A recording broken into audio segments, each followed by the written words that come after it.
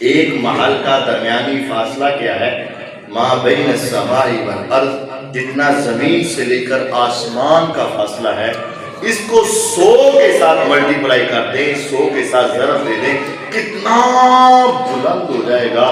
100 منزلہ محل ہے۔ اور یہ بات ذہن میں رکھیں، جتنا جتنا اوپر جائیں گے نا، اتنا اتنا اللہ تعالیٰ کے قریب ہوتے جائیں گے، کیونکہ جو سب سے اوپر والی جنت ہے نا، اس کا نام ہے جنت الفردوس۔ اور وہ جنت الفردوس کیا ہے؟ وہ نیچے جنت ہے اور اس کی چھت میرے اللہ کا عرش ہے اور اس کے اوپر رب العالمین۔ کیسی وہ جنت ہوگی جس طرح ہم یہاں بیٹھے ہوں اور اوپر چھت کس چیز کی ہو؟ میرے اللہ کے عرش کی، اور اس کے اوپر کون ہو؟ رب العالمین۔ سب سے اوپر والی جنت جنت الفردوس، اس پر میرے اللہ کا عرش ہے۔ تو 100 منزلہ محل آپ نے فرمایا اللہ نے جنت میں تیار کیا ہے۔ اے میرے صحابہ پتہ ہے کس کو ملنا ہے؟ فرمایا صحابہ نے اے اللہ کے حبیب کس کو ملنا ہے؟ فرمایا جو اللہ کے راستے میں شہید ہوتا ہے نا، مجاہد، اللہ نے یہ 100 منزلہ محل اس کو عطا کرنا ہے۔ اگر تم وہ 100 منزلہ محل کے برابر محل لینا چاہتے ہو، آسان طریقہ ہے، رزق حلال کما کے تھوڑا سا حصہ مقرر کر لو۔ اگر 10,000 کماتے ہو، 100 روپے مقرر کر لو، 200 مقرر کر لو، 300 مقرر کر لو، یہ حصہ میں نے یتیم کو دینا ہی دینا ہے، یہ حصہ میں نے مسکین کو دینا ہی دینا ہے، یہ حصہ میں نے بیواؤں کے لیے دینا ہی دینا ہے۔ اللہ کو زیادہ کی ضرورت نہیں ہے، اللہ صرف کس کو دیکھتے ہیں؟ دل کو۔ کروڑوں بھی دیا لیکن احسان چڑھایا کوئی فائدہ نہیں۔ ایک کھجور کے 2 ٹکڑے کیے، کھجور کے 2 ٹکڑے کیے، آدھا اس کو دے دیا، آدھا اپنے منہ میں ڈال لیا۔ فرمایا پیغمبر اسلام نے وہ جہنم کی آگ تو 7 سمندر کے پانی سے بھی نہیں بجھ سکتی، تیرے تھوڑے سے صدقے سے اللہ نے جہنم کی آگ کو بجھا کے رکھ دیا۔ اللہ کو زیادہ کی ضرورت نہیں، اللہ کو تیرے اخلاص کی ضرورت ہے۔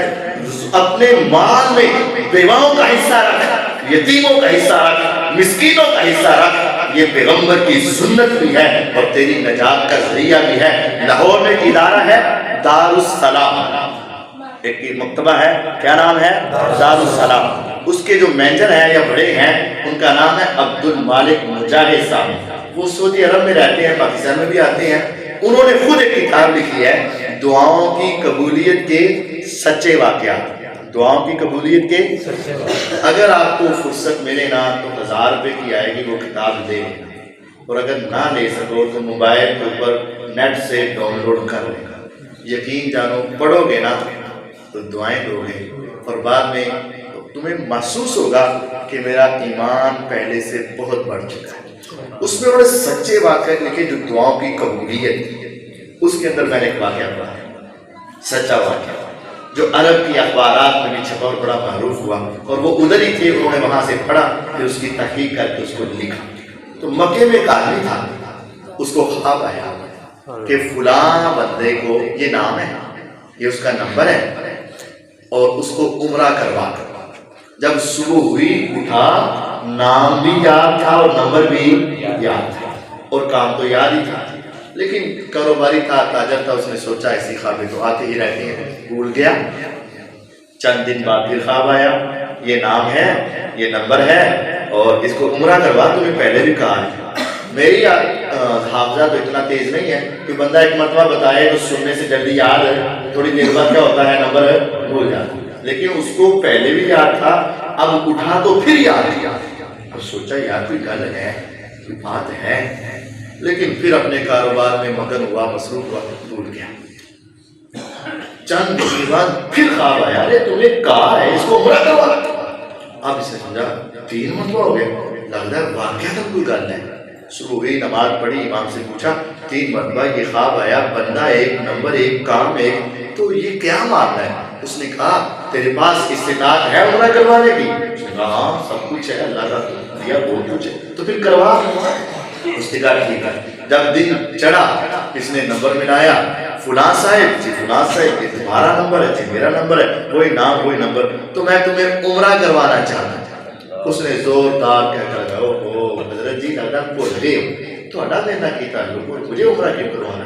اس نے کہا نہیں یہ تیرا نام ہے میرا، یہ تیرا نمبر ہے میرا، تو میں نے عمرہ کروانا ہے۔ اس نے کہا جی میرا تمہارے ساتھ کیا تعلق؟ اصرار کیا، انکار کیا، اصرار کیا، انکار، بالآخر اس نے کہا یار کروانا ہی کروانا ہے۔ انہوں نے کہا اچھا اگر کروانا ہی کروانا ہے تو میں تو ریاض میں رہتا ہوں، کئی 100 کلومیٹر کا فاصلہ، جتنا مکے سے مدینے ہے نا اس سے بھی زیادہ فاصلہ مکے سے ریاض ہے، تو کئی 100 کلومیٹر کا فاصلہ، تو پھر میں ریاض رہتا ہوں، آ جاؤ لے جانا پھر واپس چھوڑ جانا، آنے جانے سارا خرچہ تیرے ذمے، گھر سے لے جاؤ گھر چھوڑ جانا، یہی کر سکتا ہوں، ورنہ مجھے اپنے کام سے کام ہے، تمہیں اپنا کام۔ اس نے کہا تو تیار ہو؟ تجھے کیا پتا کہ مجھے 3 مرتبہ کیا ہو چکا ہے، تو تیار ہو؟ میں آ رہا ہوں۔ جب یہ وہاں پہنچا، ویسے دل میں خیال آ رہا ہوگا کہ بڑا وہ نیک ہوگا، بڑا پارسا ہوگا، پتہ نہیں کیا مجبوری ہوگی کہ ریاض سے عمرہ کرنے نہیں آ سکتا ہوگا، اور پھر کتنی دعائیں کرتا ہوگا۔ یہ تصور لے کر یہ گیا کہ ایسے ہی تو نہیں اللہ تعالیٰ 3 مرتبہ خواب دکھا رہا، لیکن جب یہ تصور لے کر وہاں پہنچا جس جگہ مقرر ہے، اس کو دیکھا کہ یہ جس کی ظاہری حالت کوئی دیندارانہ، اس کو عمرہ کروانا۔ بہرحال اس کو بٹھایا، احرام پہنایا، بیت اللہ میں لے گیا۔ اے اللہ ہم سب کو وہ سعادتیں نصیب فرما۔ بندہ مومن جب پہلی مرتبہ بیت اللہ کا دیدار کرتا ہے، دل تڑپ جاتا ہے، آنکھیں برس جاتی ہیں، رونگٹے کھڑے ہو جاتے ہیں، ایمانی کیفیت میں عجیب سی لذت اور حلاوت پیدا ہو جاتی ہے، اور انسان کے اندر سے اس کے ایمان کی شمع مزید روشن ہو جاتی ہے، اور وہ ایک خاص منظر ہوتا ہے جہاں اللہ کی ہیبت، اللہ کا رعب اور اللہ کی رحمتوں کا خاص نزول ہوتا ہے۔ اے اللہ ہم سب کو وہ عطا فرما۔ لیکن ہوا کیا، جب یہ بندہ وہاں گیا اس کے اوپر کوئی اثر ہوا ہی نہیں۔ کہتے ہیں میں نے طواف کیا تو اس نے بھی طواف کیا، نہ اس کو کوئی خاص لگن، کوئی خاص تڑپ، کوئی خاص خوشی، کوئی خاص رونا، کوئی خاص دعائیں، کچھ نہیں۔ اب مجھے اس کو دیکھ کر نہ تھوڑی سی کوفت ہونے لگی، یار یہ تو میں نے ایسے ہی اپنے ساتھ ملا دی۔ بہرحال میں نے چکر لگائے، اس نے بھی چکر لگائے، مقام ابراہیم کے پیچھے نماز پڑھی، اس نے بھی پڑھ لی، صفا مروہ کی سعی کی، اس نے سعی کی، سر منڈوایا۔ ابھی تک اس کے گناہوں کی دلدل صاف ہو رہی تھی، ابھی زنگ اتر رہا، اس وجہ سے وہ خاص ایمانی کیفیت پیدا نہیں ہو رہی تھی۔ جب ہم نے عمرہ کر لیا، کھانا وغیرہ کھایا، تو میں نے کہا چلیں۔ اب جب عمرہ مکمل ہوا نا، اس وقت تک اس کے سارے گناہ معاف ہو چکے تھے، عمرے کی وجہ سے زندگی کے سارے گناہ ختم ہو جاتے ہیں۔ اب اس کے ایمان کی تھوڑی سی شمع روشن ہوئی۔ جب میں نے کہا نا واپس چلیں، تو کہتے ہیں چلتے ہیں، اگر آپ اجازت دو تو میں 2 رکعتیں اندر جا کے پڑھنا ہوں۔ اب یہ کشش ایمانی کیفیت، پہلے وہ زنگ تھا وہ اتر رہا تھا، ابھی اندر سے صحیح سونا نکل رہا تھا، ایمان اب جا۔ میں نے کہا پڑھنی ہے تو پڑھ لے۔ کہتا ہے اگر اجازت ہو تو وہ نیچے جا کے مطاف میں نہ پڑھاؤں جہاں چکر لگتے ہیں۔ میں نے کہا چل وہاں پڑھاتے ہیں، یہ کون سی بات ہے۔ تو وہ میں نیچے اترا، وہ بھی نیچے اترا، تو میں بیٹھ گیا کہ اس نے فٹافٹ 2 رکعتیں پڑھنی ہے، واپس چلیں گے۔ تو میں اس کے انتظار میں بیٹھ گیا، تو مقام ابراہیم کے پیچھے آ کے نا اس نے نماز شروع کی۔ اب اس کی ایمانی کیفیت، اب اس کی روحانی کیفیت بڑھ رہی ہے، کیونکہ سارے گناہ صاف ہو چکے تھے، سارے پاپ معاف ہو چکے تھے، ساری غلطیاں ختم ہو چکی تھی۔ اب اللہ سے تعلق جڑا، لمبا قیام، لمبا رکوع، لمبا سجدہ، اور لمبا سجدہ، اور لمبا سجدہ۔ جب کافی لمبا ہوا تو مجھے اس پہ حیرانی آئی، میں تھوڑا سا قریب جا کے جب اس کو ہلایا تو اس کی روح پرواز کر چکی۔ اب مجھے اس کی قسمت پہ رشک آنے لگا، خدایا یہ تیرا کون سا بندہ تھا، تو نے 3 مرتبہ مجھے خواب میں بتایا، پھر وہاں سے بلایا، یہاں پہنچایا، چکر لگوائے، گناہ سارے صاف کر دیے، پاپ سارے معاف کر دیے، اور بالکل صاف کر کے سر سجدے میں رکھوا کے تو نے اس کو اپنے پاس بلایا۔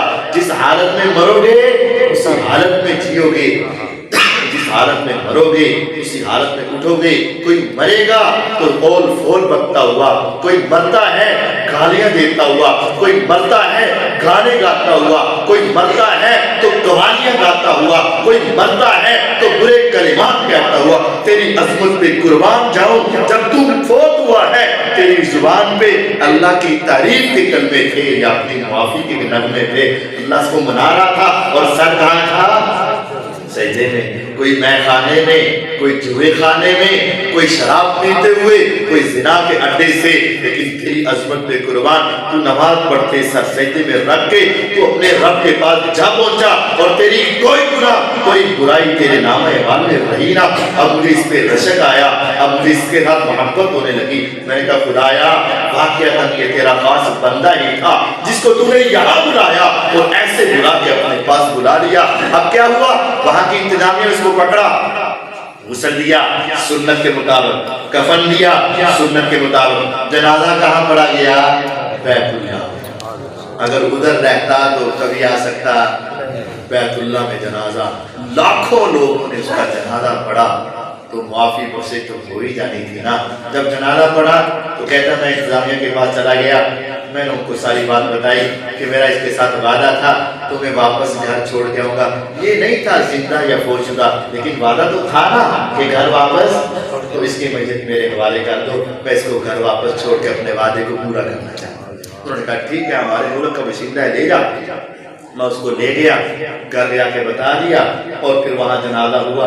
لوگوں نے کوئی اس کو بڑا نہ سمجھا، کوئی اتنا نیک تھا بھی نہیں ظاہری طور پر، اس کا جنازہ پڑھایا، دفن کر دیا گیا۔ لیکن یہ بات بار بار بار بار میرے دل میں آ رہی ہے، دل میں آ رہی ہے، آخر کچھ تو تھا نا جو 3 مرتبہ خوابیں آئیں، آخر کچھ تو تھا نا جو چکر لگوا کے اس کے گناہوں کو معاف کرایا گیا، آخر کچھ تو تھا نا، تمہیں کیوں نہیں سر سیدھے میں رکھا کے بلا لیا، آخر کچھ تو تھا نا کہ وہ اللہ سے معافی مانگتا مانگتا اس دنیا سے چلا گیا، آخر کچھ تو تھا نا کہ لاکھوں لوگوں نے اس کا جنازہ پڑھا۔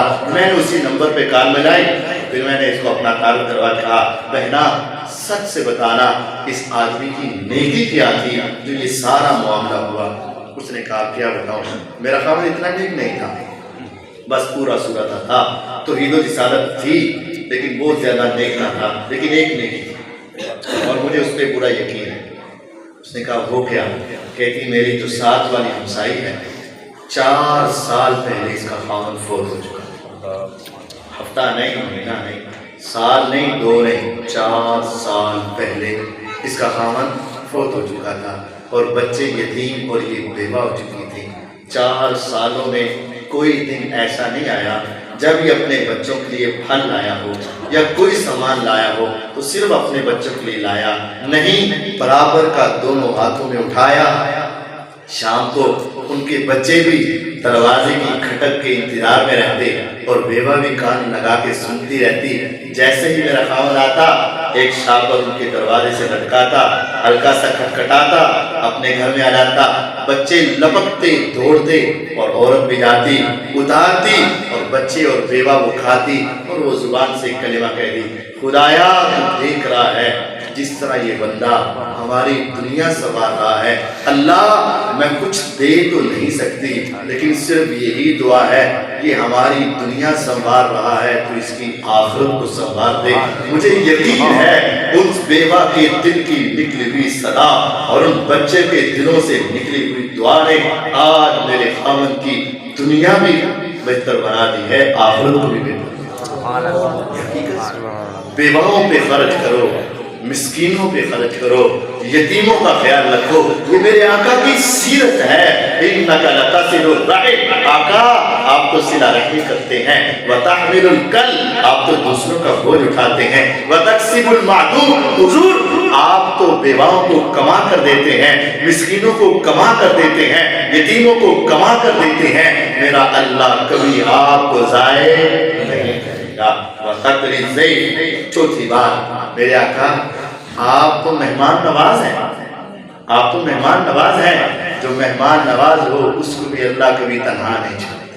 ہمارے ہاں یہ سوچ ہے مہمان آ گیا اب پیسے لگ جائیں گے، ارے لگیں گے تو وہ رب دے گا نا، جب تک برتن بھرا ہے اس میں کچھ اور آتا نکالو گے تو آئے گا نا، جتنا نکالتے جاؤ گے اس سے زیادہ آتا جائے گا۔ مہمان آ جائے تو دل گھٹن نہ ہو، مہمان آ جائے تو ہاتھ کھول دو۔ میرے آقا نے یہ حکم فرمایا من کان یؤمن باللہ والیوم الآخر فلیکرم ضیفہ، جس کا اللہ پر ایمان ہے، آخرت پہ یقین ہے، اس پر فرض ہے کہ وہ اپنے مہمان کی عزت کرے، مہمان کی خدمت کرے، اس پر فرض ہے مہمان کی خدمت کرنا۔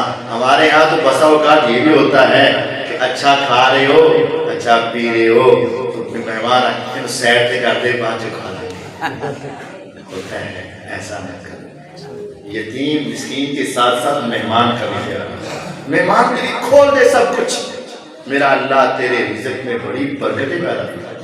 ایک حدیث سنا کے پھر اپنی بات آگے لے جاتا ہوں، 5ویں بات کی طرف۔ جامع ترمذی کی حدیث ہے، سچ سے بتائیے گا حضور سے زیادہ عزت و احترام والا کوئی تھا؟ کوئی ہے؟ کوئی ہوگا؟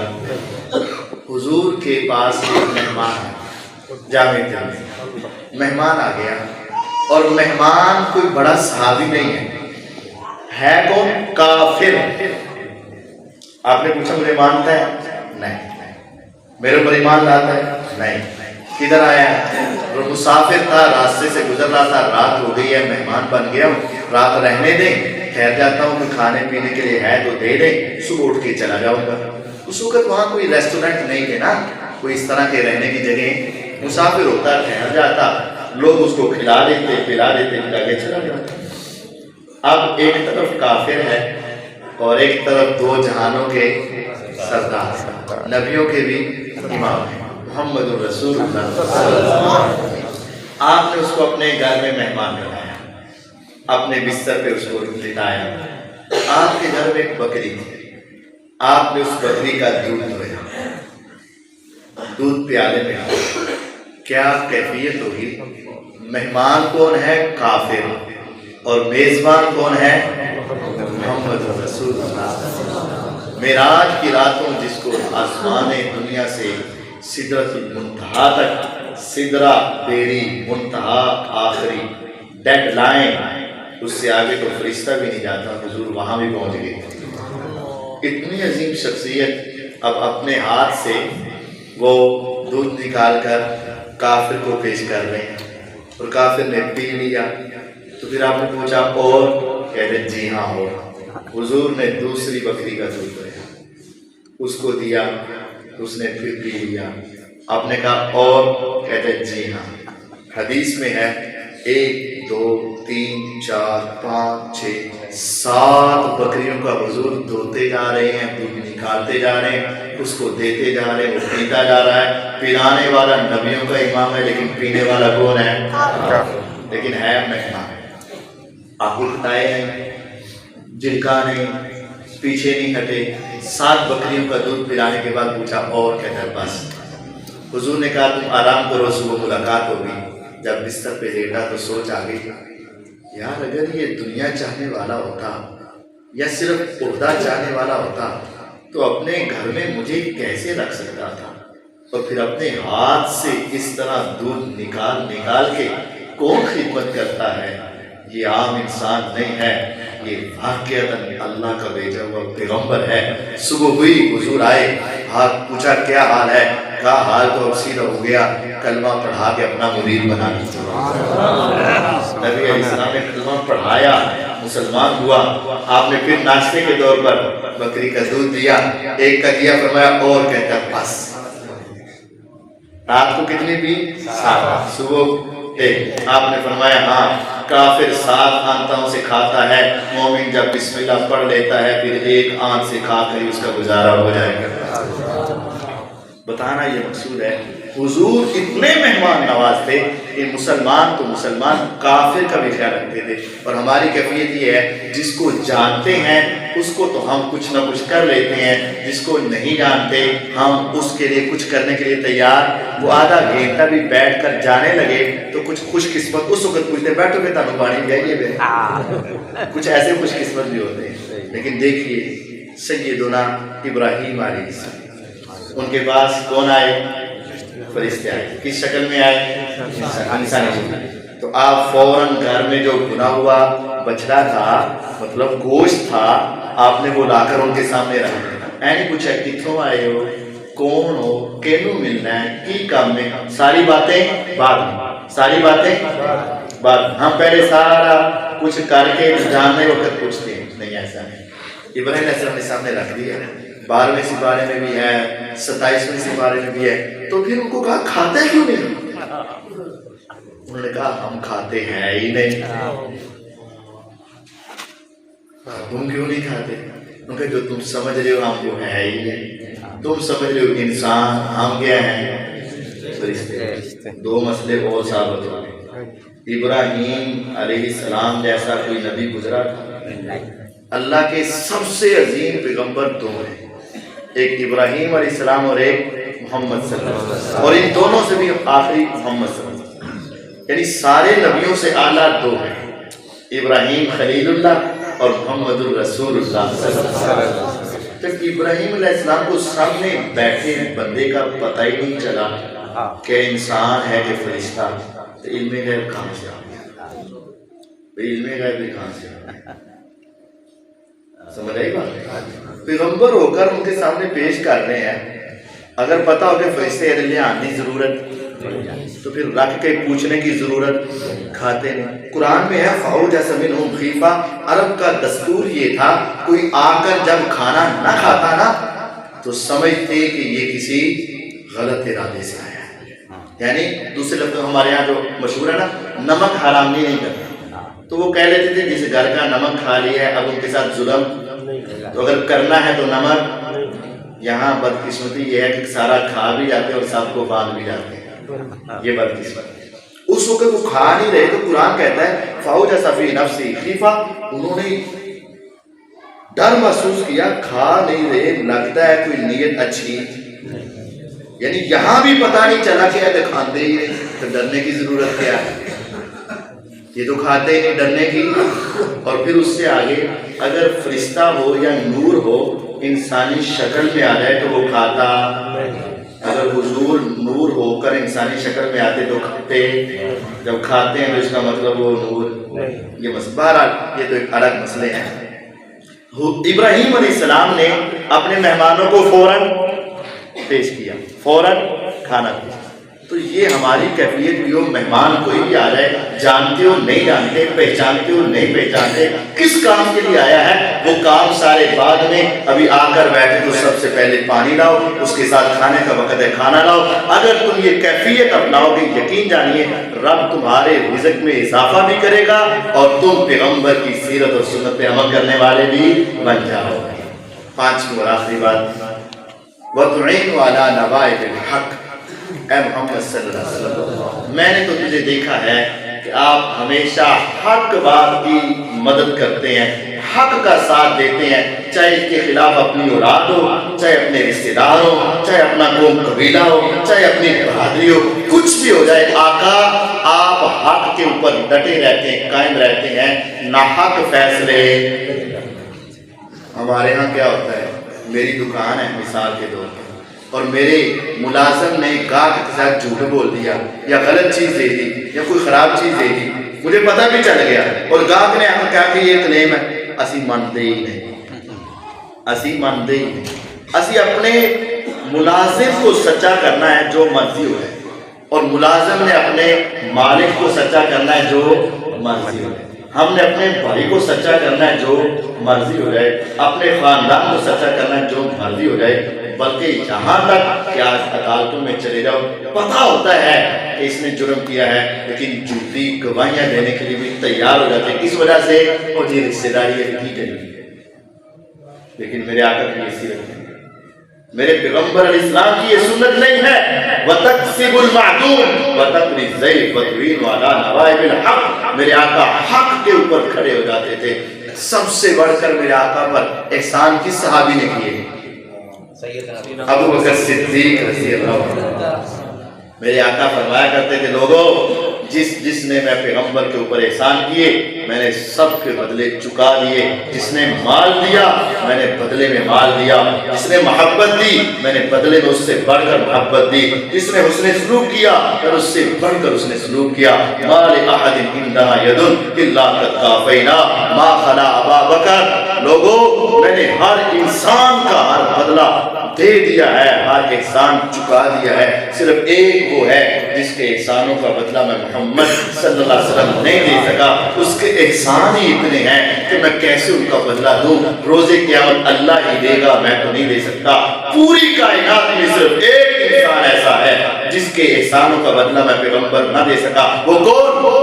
ابو بکر صدیق رضی اللہ عنہ۔ یعنی بہت گہرا تعلق تھا، ان کی بیٹی حضور کے گھر میں تھی، پہلے دن سے لے کر آخری دن تک ابو بکر میرے آقا کے ساتھ اس طرح جڑے ہوئے تھے، ہر موقع پر اپنا مال جان ہر شے پہ قربان کی۔ لیکن ایک موقع آیا،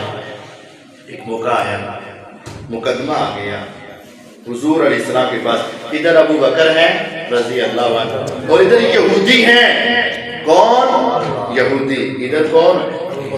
اس کے سارے احسان اس کے اوپر اور ان کی ساری تکلیفیں اس کے اوپر، ایک کی ساری تکلیفیں اور دوسرے کے سارے احسان۔ آپ فرماتے ہیں ابو بکر تیرے احسانوں کا بدلہ میں نہیں دے سکتا، لیکن جب فیصلہ آیا یہودی کہنے لگے محمد صلی اللہ علیہ وسلم اب پتہ چلے گا تیرے عدل و انصاف کا۔ میں ہوا کیا؟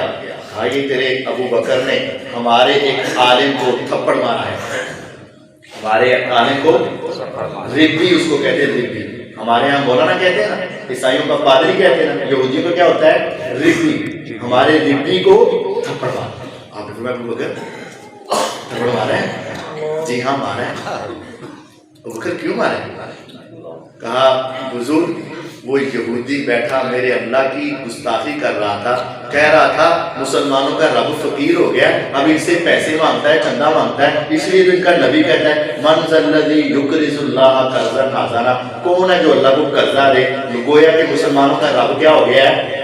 مقروض ہو گیا ہے اور وہ پیسے مانگ رہا ہے۔ تو حضور میں گزر رہا تھا جب اس نے اللہ کے بارے میں یہ بات کی، مجھ سے برداشت نہ ہوئی، اگرچہ محفل ان کی تھی، مجلس ان کی تھی، لوگ ان کے تھے، افراد ان کے تھے، میں آگے بڑھا اور جا کے زور سے تماچا دے مارا، بکواس بند کر، میرے رب کے بارے میں تیری زبان نہ کھلے۔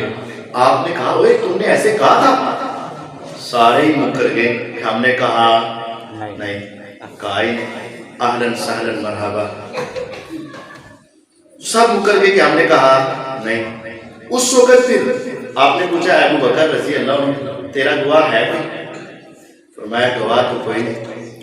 اب فیصلہ کیا ہے؟ وعلیکم السلام۔ اب کیا ہے؟ ایک ہوتا ہے دعویٰ کرنے والا، ابو بکر رضی اللہ عنہ نے کیا دعویٰ کہ اس نے یہ غلط کلمات کہے، دعویٰ کا۔ تو جو دعویٰ کرنے والا ہوتا ہے اس کے پاس دلیل ہونی چاہیے، کوئی گواہ ہونا چاہیے، اور اگر نہیں تو دوسرے کیا کریں گے؟ قسم اٹھا دیں گے۔ یہ فیصلہ ہوتا ہے، یا تو دلیل اور اپنی کوئی شہادت پیش کر دے تو فیصلہ تیرے حق میں، نہیں تو پھر وہ قسم اٹھا دے تو فیصلہ ان کے حق میں۔ فرمایا ابو بکر تیرے پاس کوئی دلیل ہے کہ اس نے ایسے کہا، کوئی گواہ؟ فرمایا مجلس ہی کی تھی، گواہ میرا کہاں سے؟ تو گواہ نہیں ہے تو اب کیا ہوگا؟ پھر ادھر سے قسم لی جائے گی۔